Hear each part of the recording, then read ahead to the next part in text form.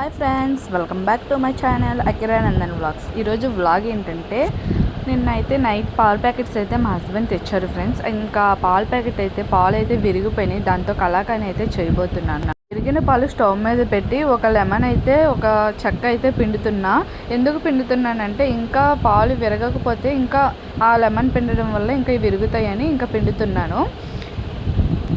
పాలు మరగబెట్టి ఫ్రిడ్జ్లో పెట్టడం మర్చిపోవడం వల్ల ఇంకా పాలన్నీ అయితే విరిగిపోయినాయి ఫ్రెండ్స్. ఇంకా ఆ పాలు వేస్ట్ చేయడం ఎందుకని ఇట్లా కలాకాని అయితే చేస్తున్నా. ఇంకా అందులో వాటర్ పోయాలి. ఆ నిమ్మరసం అయితే ప్లేట్లోకి తీసుకొని అదే కళాయిలో అయితే వేసుకొని స్టవ్ మీద పెట్టుకోవాలి. మనకి సరిపడే షుగర్ అయితే వేసుకోవాలి. నేను 2 స్పూన్స్ షుగర్ అయితే వేసుకున్నా, ఎందుకంటే చాలా తక్కువ కాబట్టి.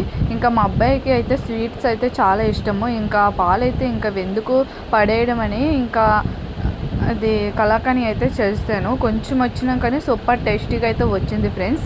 మీరు కూడా ఇలా చేస్తారా? కామెంట్ సెక్షన్లో అయితే కామెంట్ చేయండి. ఈ వీడియోకి అయితే ఒక లైక్ ఇవ్వండి ఫ్రెండ్స్. ఇంకా అట్లా బాగా కలుపుతూనే ఉండాలి. షుగర్ మొత్తం కరిగిపోయిన తర్వాత ఇంకా నేనైతే పప్పు గుద్దుతో అయితే అలా కలుపుతున్నాను. అలా కలపడం వల్ల మెత్తగా వచ్చింది పాలకోవాలా కానీ నాకైతే ఇట్లా మెత్తగా అయితే కలుపుకుంటాను. ఇంకా ఈ విధంగా అయిన తర్వాత చేతికి కొంచెం ఆయిల్ పెట్టుకొని ఇంకా ఉండల్లా బౌల్స్ లాగా అయితే చుట్టుకోవాలి. కానీ నాకైతే అట్లా రాలేదు, చాలా డ్రైగా అయిపోయింది. ఇంకా నేను అలానే వదిలేసి ఒక ప్లేట్లోకి అయితే తీసేసుకున్నాను. కలాకాని అయితే రెడీ అయిపోయింది.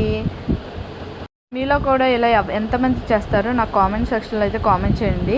ఈ వీడియో అయితే మీకు నచ్చినట్లయితే లైక్ చేయండి, షేర్ చేయండి, కామెంట్ చేయండి.